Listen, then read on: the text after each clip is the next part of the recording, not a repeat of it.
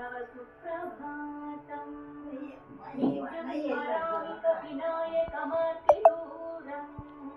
नित्यं स्मरामि रघुनाथपदारविन्दम् नित्यं स्मरामि भवदीयमनोज्ञकीर्तिम् श्रीरामदूत हनुमान् तव सुप्रभातम् सन्दीप्तिहेमनिभवर्णतनूनिरासा बालार्कसन्निभमुखाम्बुजदिव्यभासा मन्दारहारमणिहारसमन्विताङ्गा श्रीरामदूत हनुमान् तव सुप्रभातम्